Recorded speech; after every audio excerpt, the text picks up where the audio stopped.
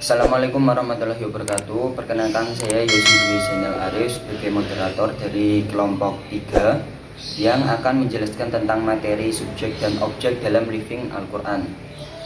Pemateri yang pertama yaitu dengan saya sendiri, yang kedua yaitu oleh Mbak Afidah Nurul Khotimah sebagai pemateri kedua, pemateri ketiga yaitu Mbak Erun Nandia Nehbada. Baik, langsung saja saya sebagai pemateri pertama, sebagai moderator dan sekaligus pemateri pertama akan menjelaskan tentang bagian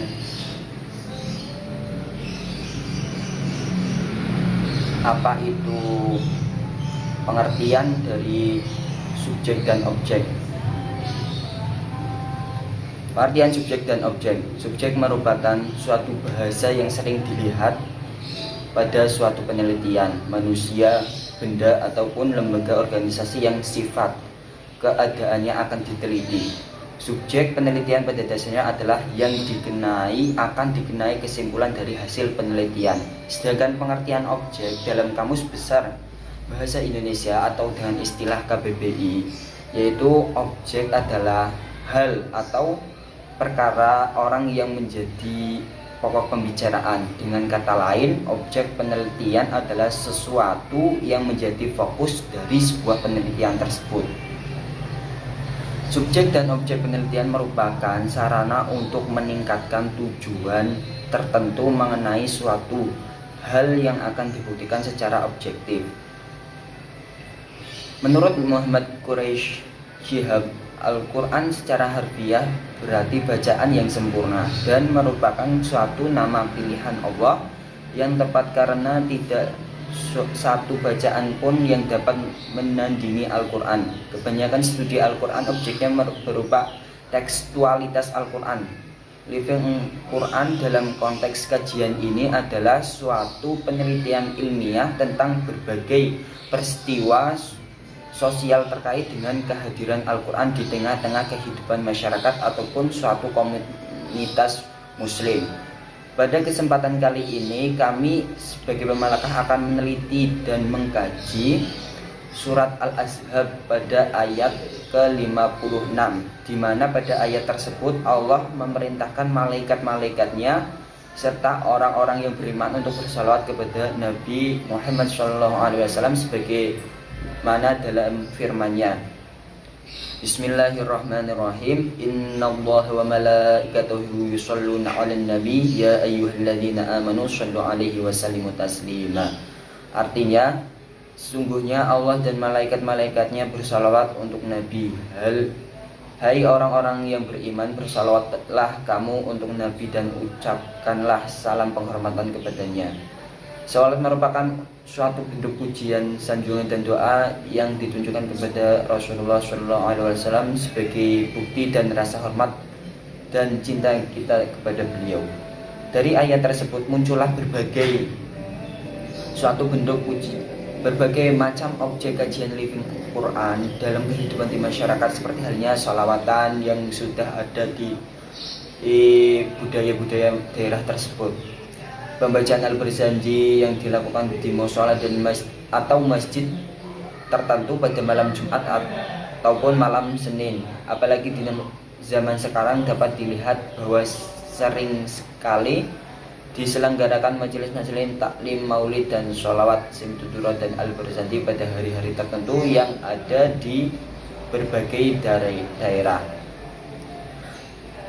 Demikian penjelasan yang saya bisa sampaikan. Lanjut ke pemateri kedua, yaitu tentang living Quran dan tradisi maulid yang akan dibawakan oleh saudara kita Hafidah Nurul Khotimah. Demikian penjelasan dari saya. Assalamualaikum warahmatullahi wabarakatuh. Kali ini saya akan melanjutkan presentasi yang telah disampaikan oleh Mas Yosi, yaitu pada poin B, tradisi maulid pada kajian living Quran. Persoalan living Quran yang dikaitkan dengan tradisi perayaan maulid bukan hanya menunjukkan dalam bentuk praktik saja, akan tetapi sebagai bentuk rasa cinta kepada Nabi Muhammad SAW dengan meniru dan melaksanakan apa yang diajarkan oleh beliau. Dalam metodologi Living Quran sudah menjadi sebuah gambaran bahwa dalam pelaksanaan maulid ini merupakan unsur budaya yang dikorelasikan dengan tradisi yang berkembang di masyarakat, sehingga pada umumnya metodologi Living Quran mempunyai pengaruh yang sangat substansial dalam implementasi Al-Quran yang hidup di masyarakat. Living Quran dalam tradisi maulid berperan di setiap pelaksanaan, seperti pembacaan ayat-ayat suci Al-Quran 30 juz, membuat kaligrafi yang dipublikasikan lewat panjang mulut, serta musabaqah tilawatil Quran. Jadi, objek ilmu Living Quran dapat berupa sosiologi, seni, budaya, sains, teknologi, psikologi, dan sebagainya. Sehingga dapat dikatakan objek formal Living Quran bukan hanya bersifat naskahan atau tekstual, melainkan kebendaan, kemasyarakatan, dan kemanusiaan.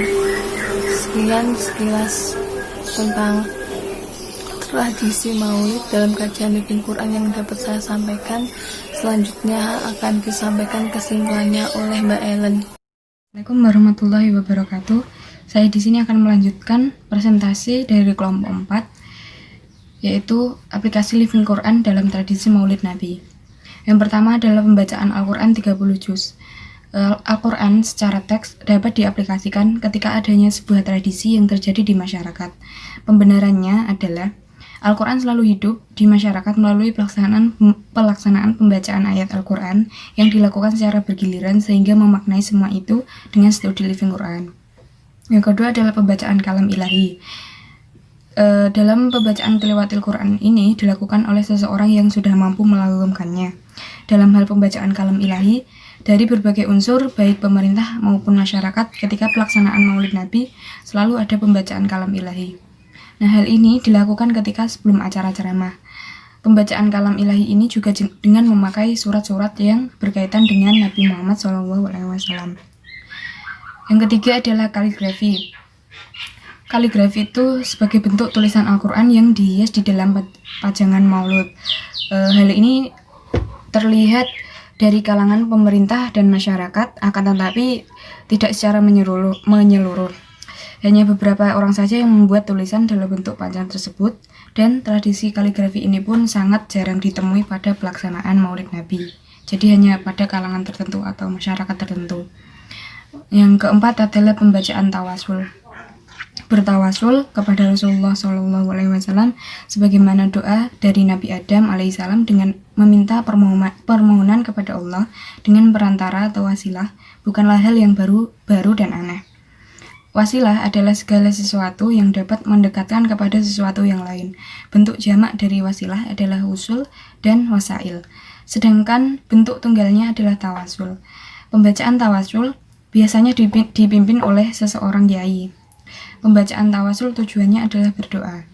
Di dalamnya berisi surat Al-Fatihah, Al-Baqarah ayat 1-5, ayat kursi, serta dzikir-dzikir dengan asma Allah. Hal tersebut dilakukan dengan mengharap rahmat dari Allah. Sekarang masuk ke bagian penutup, yaitu kesimpulan. Yang pertama yaitu bentuk perayaan Maulid Nabi dengan beragam cara untuk merayakannya. Ada yang merayakannya hanya dengan dzikir saja, ada yang merayakan dengan panjang kemudian merokok setelah itu ceramah, ada yang merayakannya hanya dengan panjang dan dzikir, ada yang merayakannya hanya dengan ceramah saja. Adapun keberagaman cara dalam merayakan Maulid Nabi didasarkan kepada konteks tradisi lokal. Karena Maulid Nabi merupakan tradisi yang tidak bertentangan dengan syariat Islam. Terlebih, tradisi tersebut mengandung unsur pendidikan, keagamaan, sosial, kebudayaan, serta toleransi dalam rangka mendekatkan diri kepada Allah melalui sholawat dan pembacaan ayat-ayat Al-Quran, maka hal tersebut boleh dilakukan. Nah, implementasi masyarakat dalam menghidupkan ayat-ayat Al-Quran dilakukan dengan cara pembacaan ayat-ayat Al-Quran sebanyak 30 juz yang dilaksanakan secara bergiliran, pembacaan kalam ilahi, dan ayat Al-Quran yang dibuat dalam bentuk tulisan atau kaligrafi. Sekian dari kelompok 4, kelompok kami. Apabila ada tutur kata atau kesalahan kata mohon dimaafkan. Wabillahi taufiq wal hidayah. Assalamualaikum warahmatullahi wabarakatuh.